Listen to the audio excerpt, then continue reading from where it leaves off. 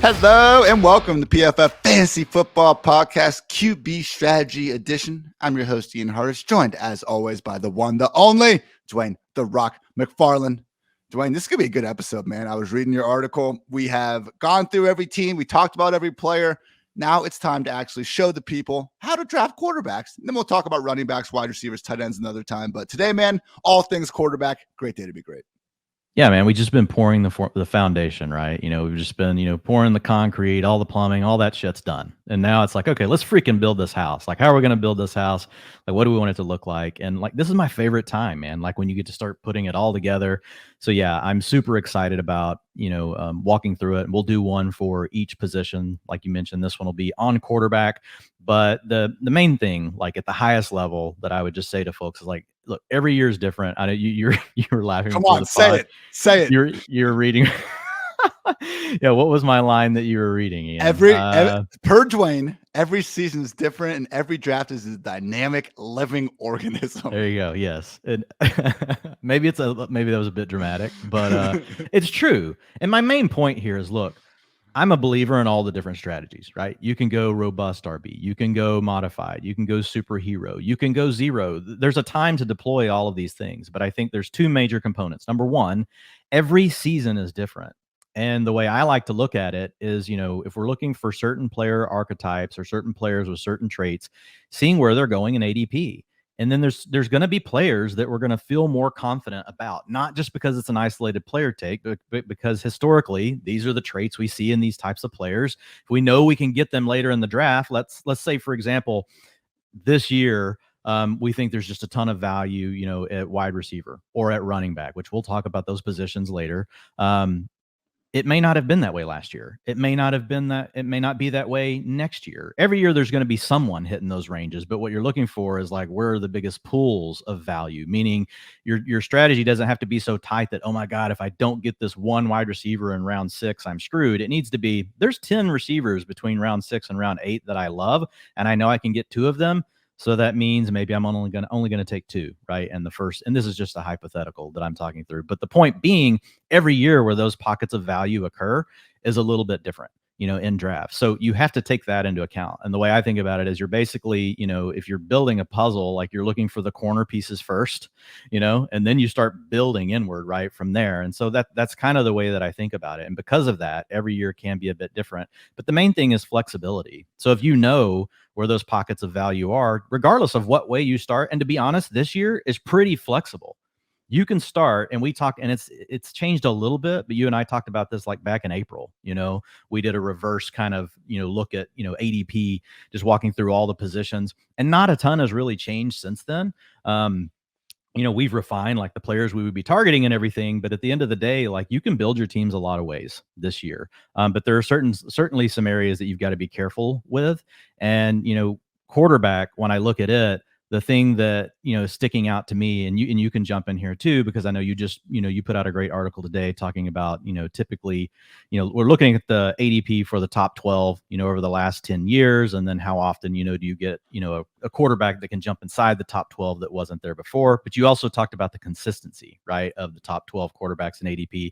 So you can talk about that in a second. But the thing that I really looked at for quarterback is, it's changing, because of what we have with these dual threat quarterbacks. When you have a Josh Allen, plus you have a Lamar Jackson, plus you have a Kyler Murray, you have these guys that just have these huge ceiling outcomes, because what if they hit in both areas? What if they blow up in both areas? In the past, we maybe had one quarterback like that. But if every year you've got a pool now of 4 to 6 guys, you can throw Jalen Hurts in the mix there, you can throw Trey Lance in the mix. There's so many guys that could hit big in both areas that the QB1 outcomes are just growing. Quarterback performances overall are growing because the league is changing, the rules have changed, all these different things. But if you look, for example, the QB1 versus the QB12, so a lot of people play in 12-team leagues. So the 12th quarterback is basically, after that's where replacement value starts, right, in a 12-team league. And so if you look at it from 2018 to 2021, the QB1 overall outscored the QB12 by 133 points. That's 8.3 fantasy points per game. If you look at 2014 to 2018, so the 4 years before that, it was only 104, so 6.5 points per game. So the gap is growing between the QB1 and the QB12. Now, all quarterbacks are scoring more, but these top level folks are really doing it at a higher rate. So the next thing I wanted to look at is, okay, well, great. What if we don't look at QB 12? Let's just look at the last 4 years and look at QB6, because we do have more dual threat quarterbacks. There's roughly, 4 to 6 each year that we're looking at over the last few seasons. And, it gets a lot tighter. So 2018 to 2021, the QB1 outscored the QB6 by 86 points. That's roughly 5 points per game. 2014 to 2018, 76 points, roughly 5 points per game. So there's not a huge drop off from the QB1 to the QB6, but there is a major drop off from QB1 to QB12. And one last thing that I did look at was just like, what if you didn't have a top 12 quarterback, right? Because a lot of people, when they hear late round quarterback, because a lot of the work like JJ Zachariason and a lot of others have done, JJ obviously coined it.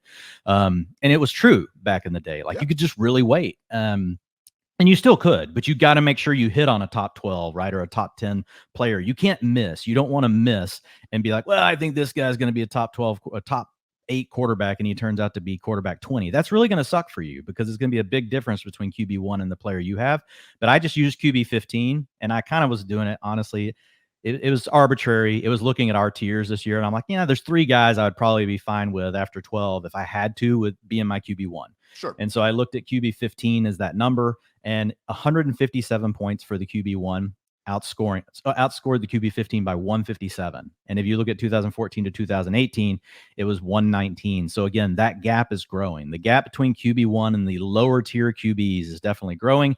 Not so much though versus the middle tier quarterbacks, which is what we'll jump into in a minute. And that really that layers into the strategy. Yeah, great stuff there. And as you mentioned before, I have my own article up there, best late round quarterback options of 2022. Just looking at the history of quarterbacks with a top 12 ADP actually going on to finish in the top 12, because it does seem like we're getting better and better at predicting the position. And it wasn't, we haven't been on this constant rise from 2010 to 2012, actually even 13. It was at a 66.7% rate. So 8 out of the 12 quarterbacks on a yearly basis were also finishing in the top 12. It dipped down though, man, from 2014 to like 2017. I mean, it wasn't even going over 50%. So that was the time where 6 or more quarterbacks per year were not having a top 12 ADP, yet they were finishing top 12 by the end of the year. But it's been on a straight linear line up ever since, man. Do you have any thoughts on why that might be? Like my quick hypothesis would be, back in the day, you basically had the elite passers, and they were always up there. I think it's what you just said about the dual threat talents and how we used to have one of these guys in the league, and now we have 6 or 7 of them. So that, the general offensive explosion, just some of the rule changes that have taken place over time that I think have made football, football in the year 2022 looks a hell of a lot different than some of those Steelers-Ravens playoff games we saw at the end of the 2000s. And my God, if we go back in the 90s or something, people know how much more extreme that is. Back when Kendrell Bell was blowing people up. Yeah. But man, even last year, like the only 2 misses, and I was using full overall points. I didn't do points per game. So you can call that a limitation of the study. But last year, the only misses, Lamar Jackson and Russell Wilson, when they were healthy and out there, they were largely excellent quarterbacks as well. So really, more times than ever, man, no one's truly sneaking up on us. We have seen some. Lamar Jackson in 2019 was the QB 11 in Fantasy Football Calculator ADP. He could have been lower depending on the site you were using. Patrick Mahomes, Matt Ryan, Ben Roethlisberger were all top 5 quarterbacks in 2018, despite being outside the top 12. Dak and Jameis had top 5 finishes in 2019, despite being outside the top 12. But really, Dwayne, out of all the positions, and I've seen some good work, I think, from Scott Barrett and some others in the industry looking at the other positions with this, we're better than ever at predicting quarterback play in particular. And I think a lot of that can also be attributed to, you see how roughing the passers calls go these days, man. These guys are staying healthier than ever, and good, because there is no quicker way to make a terrible NFL product than have 2 terrible quarterbacks facing each other. So as ticky-tack as some of those roughing the passer penalties can be, I do think it's a net positive. And because of that, we're seeing quarterbacks score more fantasy points at a higher consistency than pretty much ever. Well, I think the other hypothesis I would have is, like, we've got a rich group of young ascending quarterbacks, and it's kind of been in the making for the last several years. Whereas we just we had the old guard, right? Of course, Brady's still around, but we had Peyton Manning, we had Brady, we had Drew Brees, we had these high level, passers. But when the league wasn't willing to incorporate the legs and we didn't have the talent available, right, necessarily for coaches to do that, it's kind of been a combination of both things. But looking at those things, together, I think we were also kind of in a fragile state with quarterback for a couple of years, where you had like the old greats were going down, the new guard was kind of coming on, and it creates these points of tension. Like I remember this happened with running back, I don't know, like 6 or 7 years ago. Everybody was so like just blowing up running backs and how you shouldn't draft them in fantasy. Well, it's because we didn't have all the elites. Then all of a sudden, Todd Gurley gets drafted.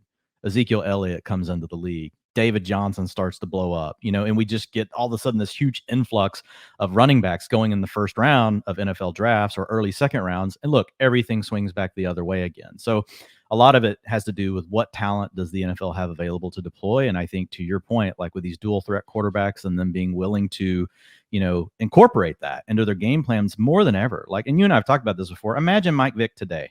If Mike Vick got to play on an NFL offense with an open-minded freaking head coach today, like it would be nuts, man. Like we saw a brief glimpse of it with Andy Reid at the end of his career. I mean, it would have been nuts.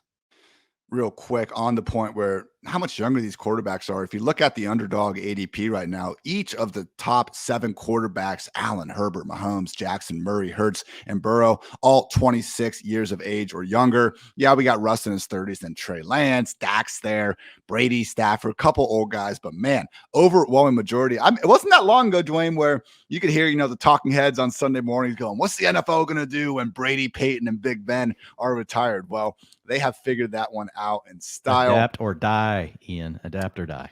If you hate change, you'll hate irrelevance even more, as a wise man once said. That's a good one. Ooh, it is. Who says that, Hartitz? Did you come up with that? It's on my quote wall. I'll find it another time. All right, we can talk about it later. This is really good. This is good podcasting right here. Good podcasting. I was trying to find Eric Eager had a great note on his Twitter about Lamar Jackson and Michael Vick's difference in scramble rates, but you guys just have to take my word for it. We will get to Dwayne's quarterback strategy now. So Dwayne, in your article, you basically just walk people through an entire draft saying, okay, here are the early rounds. Here's where you should be expecting, these quarterbacks should generally go. Here are centerpieces. Here are targets. Here are fades. And it's like, hey, if you make it through the early rounds, you don't get these guys. Okay, great. Now here's what your strategy should be in the middle rounds. So starting things off with the early round quarterbacks, you have 7 players going in this range, Josh, and it's not you. It's just these players are. Yeah. So these are ADPs. So it was kind of tough because I had to take a blend. So I looked, because I know everybody plays in different scoring formats. So I used a blend of ESPN, Yahoo, FFPC, Underdog. I really weighted it more towards the home league, ESPN, Yahoo stuff. And then I would make notes really more about FFPC. But I put a chart in the article so you guys can see it. And you can see the differences between the leagues. Like for example, on FFPC, quarterbacks just go later because there are 2 flex spots. So people want more running backs. They want more receivers, and it's tight end premium. So 1.5 points per, tight end reception, that pushes tight ends up the board. So what falls down the boards in a draft like that? It's the quarterbacks. So it's all relative. So if you hear us reference those things, that's why there's some differences. Looking directly now at the early round QBs again, Josh Allen, Justin Herbert, Patrick Mahomes, Lamar Jackson, Kyler Murray, Jalen Hurts, and Joe Burrow. Centerpieces, Dwayne, Kyler, Lamar, and Jalen Hurts.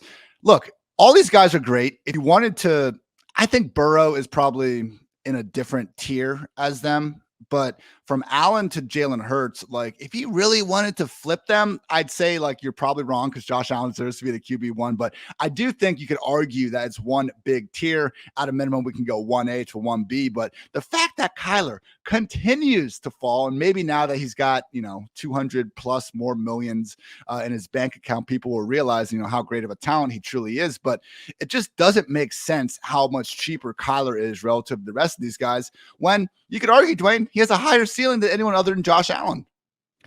Yeah. So for example, if you're dealing with an ESPN league, right, and you want to take Josh Allen, you got to take him 23rd overall. You look at Kyler Murray, you can get him down, around pick 60. You want to, or, in the 50s at least. If you want to look at, someone like Patrick Mahomes going at pick 30. And so that's ESPN. You look over on Yahoo and Josh Allen is going at pick 19. Yahoo may be 6 points per passing touchdown or something. I know it's 19. I know it's half point per PPR, but yeah, still, it's just too big of a gap. So that's the challenge here. So the way I'm treating these early rounds, and that is all based on ADP, right? The ones you listed, quarterbacks going in this range, doesn't mean this is our tiers, doesn't mean any of that. That just means this is the market. This is what the market is doing. And then the analysis like we give tells you like how we would handle it. And so when you look at these, Yeah, it's just that Murray, Lamar Jackson, and Jalen Hurts are all going well after Josh Allen, Justin Herbert, Patrick Mahomes. And I just don't see any reason to need to reach for Josh Allen, Justin Herbert, Patrick Mahomes. Do we think Josh Allen's the number one quarterback in fantasy football? Yes. Is Josh Allen worth 3 to 4 rounds, difference in ADP versus Kyler Murray? Is it worth taking Josh Allen at pick 19 when I could take Saquon Barkley and still come back and get Kyler Murray? I could take Leonard Fournette. I could take, maybe a DeAndre Swift. I mean, there's so many players that we could talk about there. You're passing up on an elite running back or receiver. You're passing up on Mark Andrews, and you could still come back later and just get Murray. And guess what? In the rounds where you're talking about Murray, Jackson, Hurts, I'm going to name to you some of the wide receivers and folks going. So let's start over here on, ESPN, and we'll talk about some of the, receivers, et cetera, that are going around these guys. So Antonio Gibson. Do you want Antonio Gibson or do you want Kyler Murray? I'll take Kyler Murray. Yeah, exactly. Antonio Gibson has 2 other backs in his backfield. It's a total unknown. It's a complete look. Antonio Gibson, we love his profile.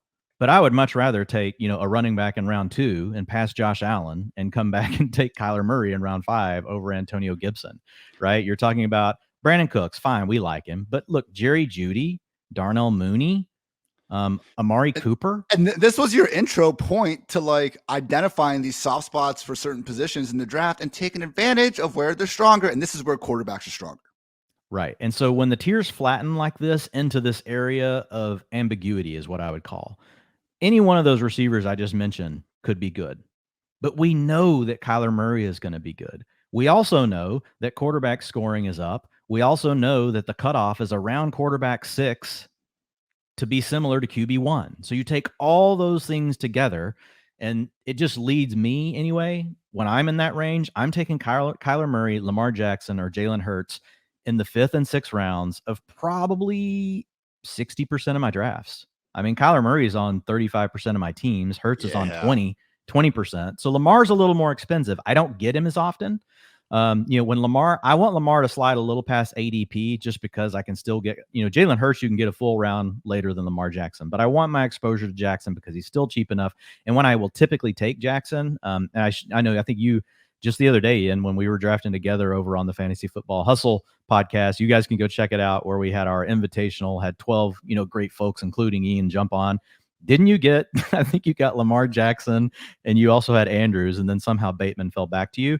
But where I'll typically take Lamar is if I took Mark Andrews at the end of the 2nd round, because it's really easy to come back at the beginning of the 5th round then and be like, well, fine, I'll take Lamar Jackson and I'll pair him up. It's tougher with Lamar if you really want to stack and you don't have Andrews over in best ball, but at the end of the day, like when we're playing in redraft, still the advantage that you get with Jackson, even if you miss on one of your stacks, I think it's still worth it. Because if we had to pick today, Ian, you have to walk up to Vegas. You got to put $1,000 down on which quarterback can lead the NFL in rushing. Let's forget what the odds and things are posted are, but you just get to pick. You have to pick one. Like, who are you picking? It'd be Lamar, but I think Kyler would be second. Right. But if we just had to pick who could have 1,000 yards rushing, most likely it's going to be Lamar. Now, if you said which quarterback has the best chance to throw for 4,500 yards and rush for 1,000, I think that's Kyler. Yeah. I think it's Kyler Murray. If you ask me which quarterback could throw for 5,000 yards and rush for 15 touchdowns, it's Josh Allen. Yeah. But Josh Allen costs so much more. So we're not saying Josh Allen's not the QB1. It's just the fact that you can still get players very similar to him. That's why we create these tiers. And the fact that you're not going to have to give up an elite running back or wide receiver prospect in your draft to get them. And in your conclusion, you state if Allen, Herbert, Mahomes, or Burrow do fall around or more past ADP, take them, just don't reach. I was in a draft yesterday, Dwayne. I got Patrick Mahomes, 8 or 10 spots past ADP. I said, great. And I did the unthinkable. I took Juju Smith-Schuster because he was also a good 10 picks past ADP. And you just gave me a hard time earlier in the week for doing the same thing. I got Juju around past ADP, and I think I got Mahomes like a round and a half past ADP that draft. But yeah, so if folks go check it out, I break it down into here are the centerpieces. These are guys you really want. But then there's opportunistic buys. And opportunistic buys just mean the player has to fall in ADP. I will say, though, Allen, Herbert, Mahomes, it's not if they fall 5 picks past ADP. I'm talking a round or more past ADP. For Allen, I would do it at a round. For Herbert, a round and a half, but Herbert goes a little later than Allen. Allen, I've done it at around, but I've also passed him when he's been there around past ADP. Mahomes, I think you need to be a round or two. Honestly, I think Patrick Mahomes should go after Lamar Jackson. Patrick Mahomes should go after Kyler Murray. Patrick Mahomes should go after Jalen Hurts, in my opinion, right now in fantasy football, just based on, the constructs of the teams and all the things that we've discussed.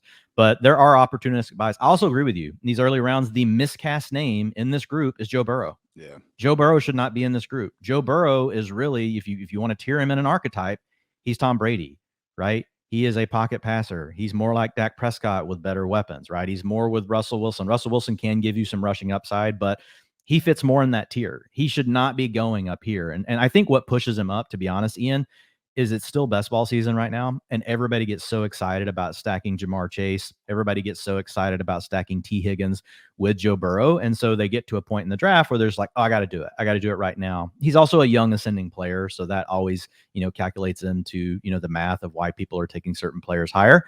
But opportunistic buy is still fine on Burrow, but he really needs to fall down towards, the other players.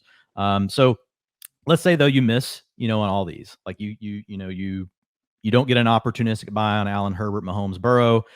You're targeting Jackson, Murray, and Hurts, but they go and it happens. If you don't, that's okay. Like, we'll walk on. Like, we'll get into the mid-round quarterbacks. There are still plenty of options in the mid-rounds, but it does just change a little bit about the way you want to think about your total roster construction, especially in best ball, right? So if I get one of these really early round quarterbacks and I love them, I'm usually done. And I'm done in redraft. In best ball, I'm probably done not adding my QB2 until later, and it's going to be based on a stack. Like if I've got Amon-Ra St. Brown, I'll probably grab Jared Goff later, right? If I got Jacoby Myers, I might grab Mac Jones. You're just looking at your bye weeks. You want to make sure you're not crossing those things up. But if you're in a redraft situation, I'm done if I take one of these. And I think that's an easy tip that people forget, Ian. If you're listening to this and you're playing in a redraft home league, don't take two quarterbacks. I mean, if a value is nuts, it's insane. Like you're sitting there and it's the end of it. So for example, earlier this year, I did an FFPC Football Guys Players Championship draft. And dude, like this is with a bunch of people that spend $50,000 a year on fantasy football teams. And they left I had Lamar Jackson, who I took in the 5th round, and they left Trey Lance until round 17. I'm fine. Like, well, screw it. Like at that point, I'm taking Trey Lance. Right. I don't care. Like, so if a value like that falls in your lap, never say never. And in redraft, you can trade, right? So remember, you do get trade value, but other than a huge value falling down the board, you should be done. Yeah.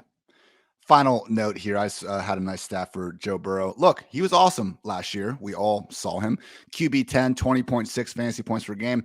Expected fantasy points per game, just his workload, he was the QB 20. He was the highest performer above expectation among any quarterback last year. And hey, Joe Burrow's awesome. Maybe he can do it again, but he was the most efficient quarterback in the league last year, number 1 yards per attempt. And he was also the most accurate quarterback in terms of adjusted completion rate. So yeah, maybe he can do it again. He did it once. He needs to be that good in order to meet his value. Whereas you have guys like Josh Allen, man, averaged 26.7 expected fantasy points per game. Kyler was at 21.8.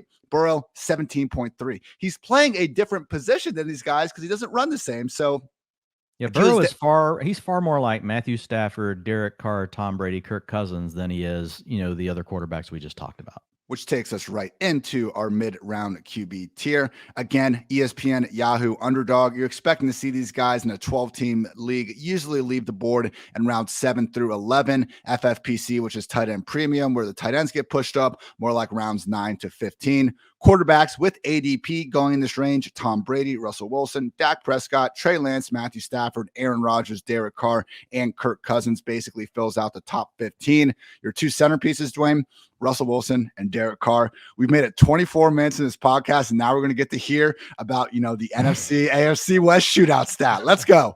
Like, the stat by now. Should I just let you run with it? I'll give you the floor.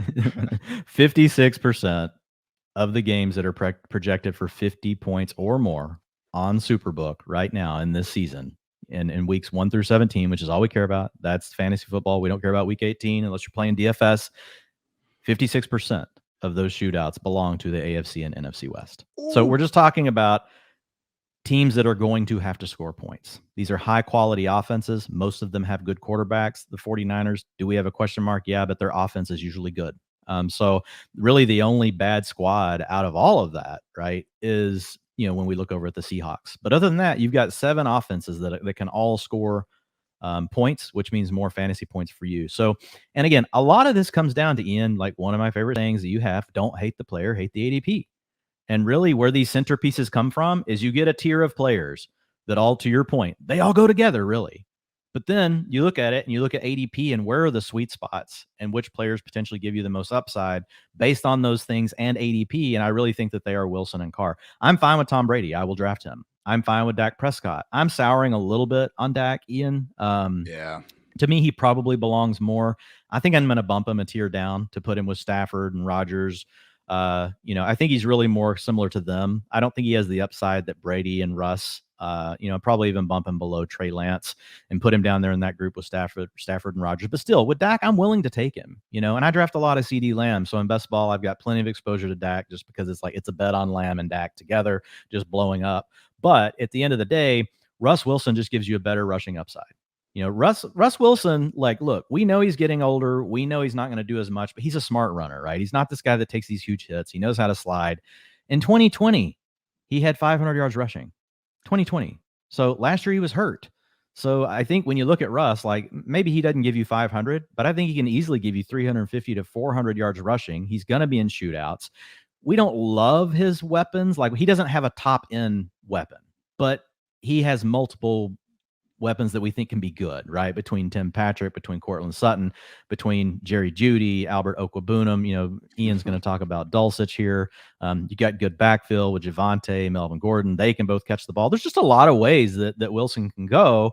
And unless Denver's defense all of a sudden is just out of this world, which is what it would have to be against the quarterbacks they're going to face week in and week out, give me the quarterbacks. This league is built for quarterbacks, not defense. I really don't care who your personnel is. If you have to play the quarterbacks they're going to play every week, it's just going to create a ton of chances for shootouts. So with Wilson, I really love him. He's also easy, to pair with other players. We'll do an episode on wide receiver next week. But if you're playing over on ESPN, you're playing in Yahoo, Cortland Sutton's going way too damn late. He's going way after what he goes in these what we would call quote unquote expert or high stakes drafts, over on FFPC.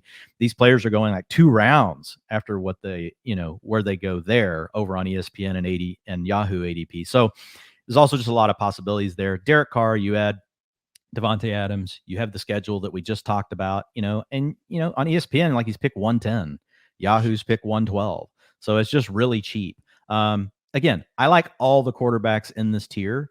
The biggest, takeaway, around this tier is I want to have one of these, Ian. If I don't have a quarterback from the first group that we talked about, by the time, we get, down to round 10, round 11, and I'm looking up the board and I don't have a quarterback yet, I would prefer to go ahead and grab one of these, whether it's Stafford, Rodgers, Carr, Cousins. You can talk about any of them. But I think the one that carries the absolute most upside in this tier, if everything goes right, Ian. That's me combining the word Lance and Ian. But I was going to give you a drum roll and let you roll with it, because I know you're huge on Trey Lance, but I think it is Lance. I think if you're looking for the player that you could look up at the end of the season and be like, wow, I got one of those top 6 quarterbacks that Dwayne and Ian were talking about, but I didn't take him till round 10 or 11. It's Trey Lance. Trey Lance is the guy that can do that for you. Right now, PFF projections, we actually have 7 quarterbacks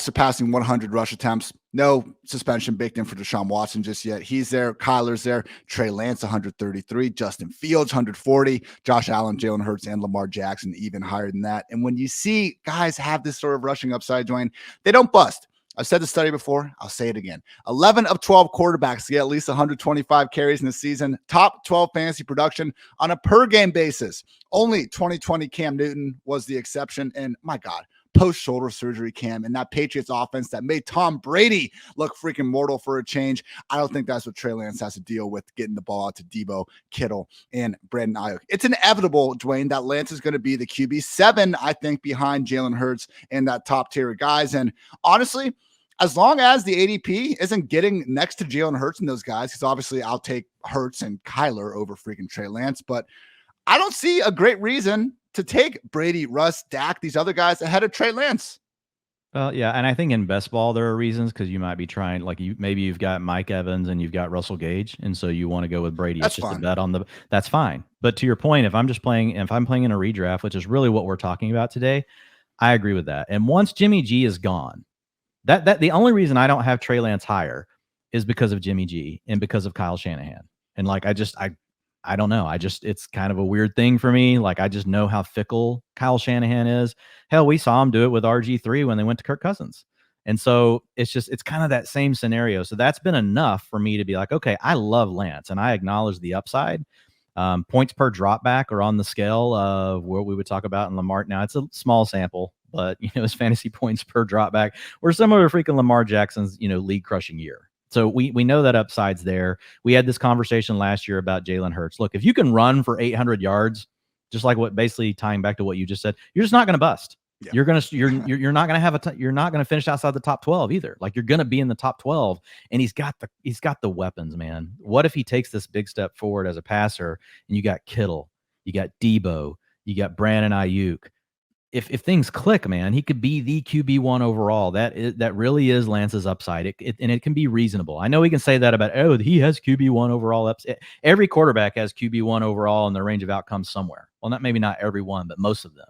But like you start trying to narrow that down and say, hey, at the 75th percentile of their outcomes, they can still be a QB1. Like Trey Lance can do that. Trey Lance can do that for you. So I think he is a priority. And once Garoppolo's gone, Ian, I mean, I don't even know that I would hesitate that much if he was going like 6 picks after Jalen Hurts. I don't think I would probably even hesitate. I think I would be fine then. What's held me back is I don't want Garoppolo on the team because that leaves a chance to be benched. And that's the part I guess I was maybe missing with the original argument, because we're on the same page that Trey Lance is going to be the week 1 starter, regardless of if Jimmy G ends up being traded or not. But yeah, if he struggles out of the gate, I know Shanahan and the 49ers consider this a Super Bowl ready roster. They just freaking barely lost the NFC Championship. They were a caught interception away from probably making the freaking Super Bowl. So yeah, from that perspective, if Jimmy G is still there, Lance starts off a little bit rough. It could happen, but my God, that ceiling, if we can just get 17 starts out of Trey Lance, absolutely huge. High floor pocket passers in this range. Again, Stafford, Rodgers, Carr, Cousins. Already talked plenty about Carr, but in this group of quarterbacks, yeah, if Carr's falling, if Cousins is falling, like I just don't see the need to reach on a Stafford or Rodgers. Like these quarterbacks might as well be the same guy to me. Like when I'm drafting, Take the cheapest one or take the one that you already have a stack. Play the board. So if you don't do this already, most sites that you draft on now, like I remember when I first started drafting, I'm a boomer, but I had a printout like of, the board, and I would write down everybody's pick into their box. So I would literally just be able to see, okay, I got 5 picks behind me. Nobody has a quarterback yet behind me. And there's 3 left in my tier. I'm going to go ahead and take one of them. Opposite thing happens. I'm looking behind me, 5 picks. 4 of the 5 teams already have a quarterback. There's 3 quarterbacks still in the tier that I like, and it's the guys you're talking about where it's flat. It's Stafford, it's Rodgers, it's Carr, it's Cousin. Those 4 are there, and 4 out of the 5 teams drafting behind me before it's my pick again already have a quarterback. I just let it go, and because I'm fine. Like you guys can tell me. Let's say 3 of them decide to go ahead and take a quarterback for whatever reason, whatever. Like I'll take the odds on it. Most likely I'm still getting one of the players in the tier, and then I'll do the same thing. It comes back to me and there's still 4 in it. And now I look down at this is why I love drafting from the middle. Now I look down at the other end of the board and I do the same thing again.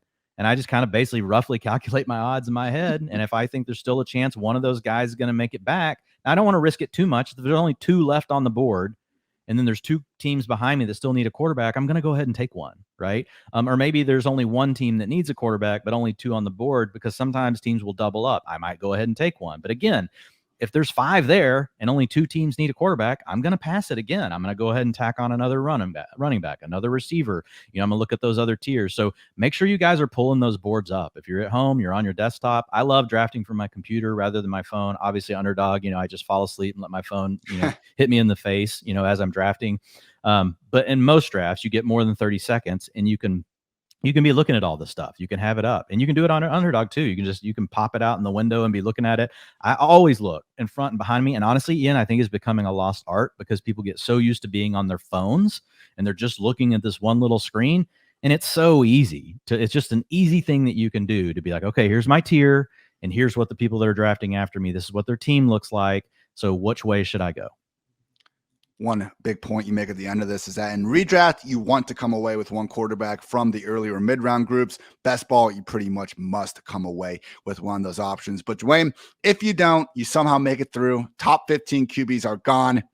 Go get Justin Fields. He is the prime late round QB this year. I think it's almost inevitable that he's going to rise up into or very close to the top 12 because all the same stuff we said with Trey Lance, except for the weaponry involved, is also pretty true with Justin Fields. We did see those 4 consecutive top 10 finishes in his last 4 healthy starts of 2021. But Dwain, it's a huge tier drop off, in my opinion, from Fields to the rest of these guys. I'm not saying one can't hit, but Tua, Lawrence, Jameis, Mac Jones, Daniel Jones. They don't have the profiles though. Fields has the profile to do it. The only other one that's there is Watson, and you're banking on a legal situation there. So I think once Fields is gone, here's the other thing I'll say with Fields. Let's say you waited, like what we talked about, and this would be really specific to best ball. And redraft, we already talked about it.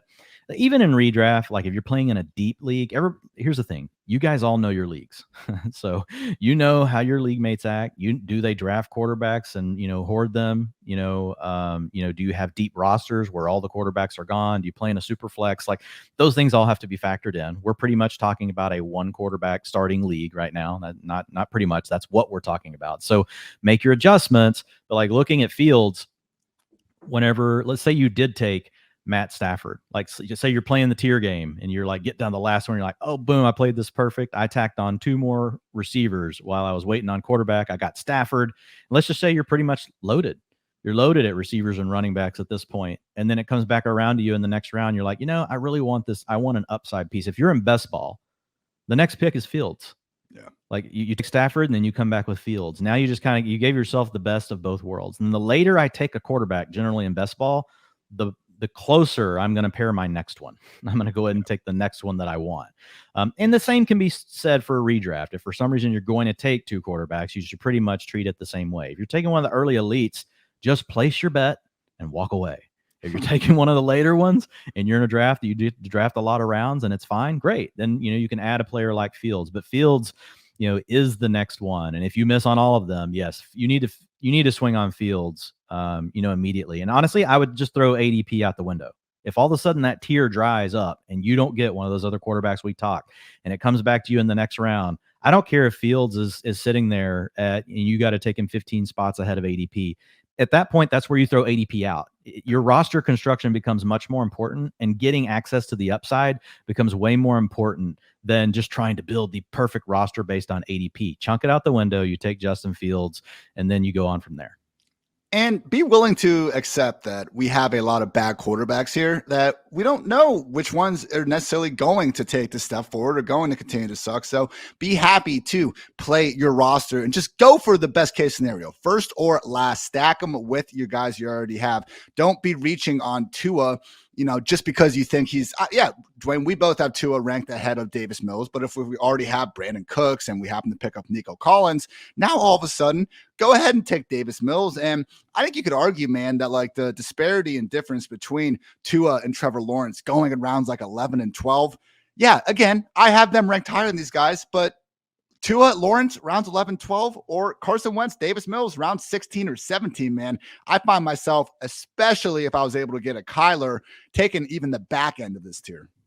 Yeah, and in big tournaments, especially best ball, you've got to do that if you want a chance at the big money. Look, we've talked about the game stack bringbacks and all that, but the most important correlation is stacking your quarterbacks and their pass receiving weapons. That's the number one thing. If you do one thing in best ball, besides tiers and value drafting, all those things are important. But if you do one extra thing, make sure you're getting the weapons that go with quarterbacks. I will say, with Justin Fields, I don't mind going naked. I don't mind if I don't have Cole Kmet or I don't have Darnell Mooney, just because you kind of get to the end there and you may not want to force it with Kmet, in the next round, but you're still getting the access to what we really want, which is the rushing upside. And this is more so right there. That's a best ball conversation. Yeah. I really don't care at all in redraft. Like if I'm sitting there and I don't have a quarterback yet and I've got to reach for Fields by 15 spots and I don't have Darnell Mooney, I really don't give a shit. Like I'm just taking Justin Fields. Like it's what you got to do at that point.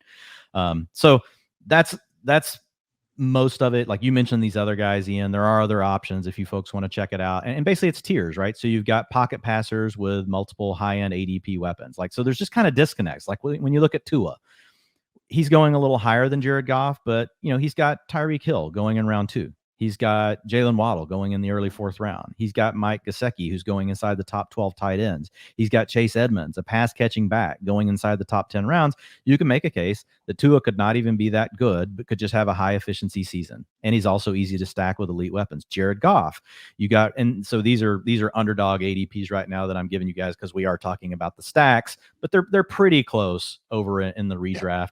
But if you look at Amon-Ra St. Brown, he's going pretty much the same no matter where you look. FFPC, you want to look at ESPN, you want to look at Yahoo. People like Amon-Ra St. Brown, you're taking him in the 5th or the 6th round. You're getting DeAndre Swift typically in the 2nd round as a pass receiving back. Then you're coming back and you're getting TJ Hawkinson in like round 7 to 9. So you've got 3 weapons we just talked about inside the top 10 rounds. Plus, you've got rookie Jamison Williams. Some people like DJ Chark. Goff is one where there's enough players at the ADPs they're at, like, just looking at it, you're like, well, one of these things has to be wrong. Either these Lions can't all score these points, or Jared Goff is going to be a better fantasy quarterback than what we think. Like it's one of those two things. And so I like trying to play into things like that. The other little tier to talk about, you have pocket passers with talent infusions that could improve. So these aren't quite the same. You don't have like the high end top 10 round picks going, but Trevor Lawrence, like, we kind of laughed about it. They spent all this money on Christian Kirk. They spent all this money on Zay Jones. But at the end of the day, even though those guys are not elite playmakers, they are upgrades. You also get Travis Etienne back, who had the highest PFF receiving grade in all of college football in 2020. So you've got a lot more weapons for a guy like Lawrence, who's also young, could take a step forward. Jameis Winston.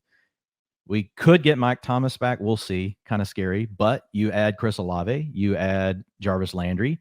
We'll see what happens with Kamara. But there's enough weapons there for Winston. You look at Zach Wilson.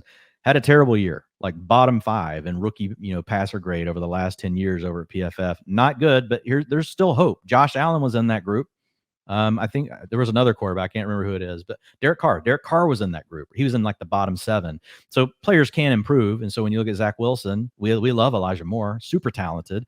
Corey Davis, former top 8 pick in the NFL. And then now you add Garrett Wilson. And you add Breece Hall, who can catch the ball. We've already talked about Michael Carter, who can catch the ball. And the last one, Ian, actually, I'm going to let Ian do this one because Carson Wentz has been your thing since a month and a half ago. But Carson Wentz is similar, Ian. So you can kind of take us home with that one. Bro, it's just Carson Wentz and Baker. Yeah, they're not the top 12, 15 quarterbacks that they flashed at certain points in their career. Like, Dwayne, I might not quite be I haven't been on this earth quite as long as you have, but I'm old enough to remember 2017 when Carson Wentz probably should have won the MVP award. Like, that doesn't happen by accident. And I'm seeing people just being like, okay, Carson Wentz, look how bad he was in the second half of last season. Like, that's who he is. It's like, no, that's not who he is. He was really good in the first half of last season. This is a quarterback who has highs and he also has lows. And honestly, that's, you could argue, ideal for best ball when you're getting him as the QB 28, 29, and in an offense with Jahan Dotson, with Curtis Samuel, with Terry McLaurin. You could argue the best group of weapons he's probably ever played with. Like, yeah, he had a nice offensive line with the Colts last year. He also had Michael Pittman, and that's about it to throw to. With all due respect to T.Y. Hilton's corpse out there. But I just, it's not so much like how high I am on Carson Wentz. It's the idea that there's this massive gap between like Tua and Trevor Lawrence and Zach Wilson and Carson Wentz. Like, you want to tell me Wentz is like definitively worse than all these guys? That's where I draw the line, because to me, that is just simply not the case. I did want to call out one thing you mentioned there in regards to Jared Goff and the idea that these high-end quarterbacks, or that when a quarterback has multiple high-end teammates, that, hey, you might just have a high-end quarterback in your own right. I did do a study last offseason, so I didn't update it with 2021 yet, but from 2011 to 2020, 40% of fantasy QB1s had at least one top 24 wide receiver and one top 12 tight end. Amon-Ra, I think it's like wide receiver 25 or something right now, but he's really close to that line. It's also a good point for Jalen Hurts, Josh Allen, Kyler Murray should all qualify. Kirk Cousins qualifies with that as well, as does Derek Carr. So yeah, when you see the top 12 tight end and an elite receiver, pretty good chance you're also looking at a damn good quarterback in your own right. Yeah, man. And just to finish these out, we already mentioned Watson briefly. His ADP has risen like 5-6 rounds just over the last week. Dwayne, with Watson, It seems like I don't know how good these rumors are, but let's say it's more of a 6 to 8 game suspension as opposed to full season. Where do you think he rises up? Because to me, I don't know. I think he probably right now on Underdog, he's going QB 23 and just, falling depending on the draft you're in. I don't know that maybe he goes ahead Justin Fields, but I'm not sure he's cracking the top 15. And at that price point, I think I'd be down.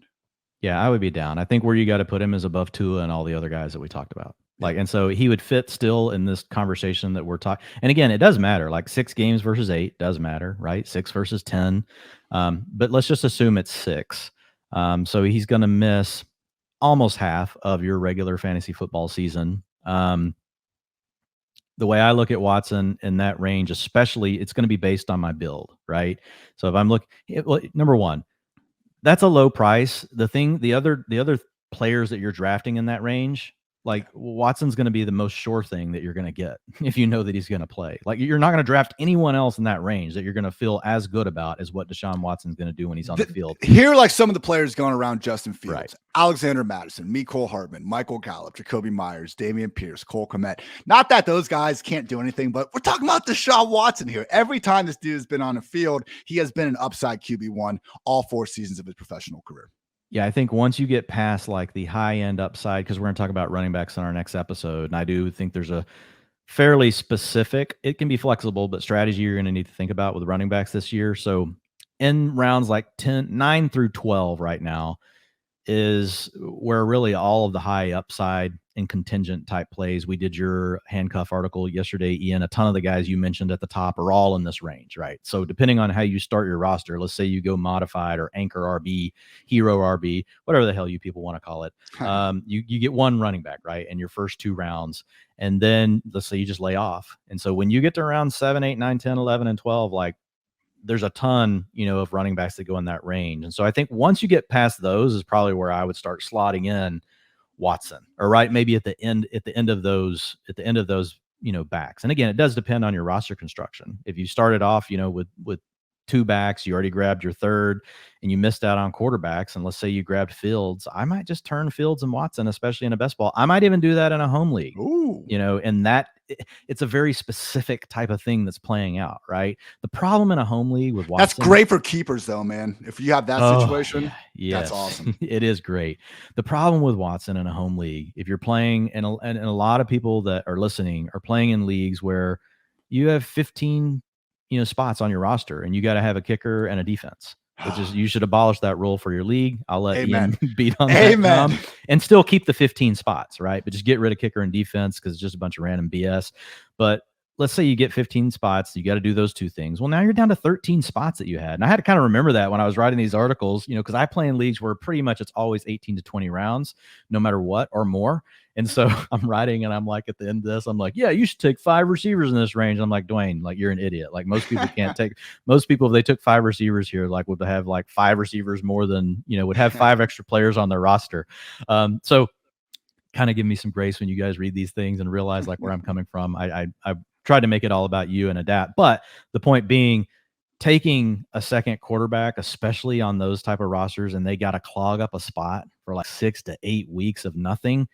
You know how it goes, Ian. When injuries hit and bye weeks hit, it gets really tough. I do think you can make an exception for Watson, but I think you need to have a certain roster construction. I'm probably not going to be down for taking Watson just to try to block somebody else in my league, unless it's a deep league. If I'm in a 20-teamer and I look over at, Hartitz, and I'm looking at his team, I'm going, oh my God, like he's built a juggernaut, and I see all the quarterbacks are gone and he's just getting screwed, then I probably am going to go ahead. I might take Watson, but it's got to be as my second quarterback, just so Ian can't have him. But it's got to be a deep league. It's really tough to do that in a league where you only get 13 non-kicker and defense, spots on your roster if you've already got a quarterback that you took early. So that would be my thought. You got to all these things are guidelines. None of them are strict rules. You've got to play it out. And plus, you guys get to have your own decision making. That's what's fun about fantasy football.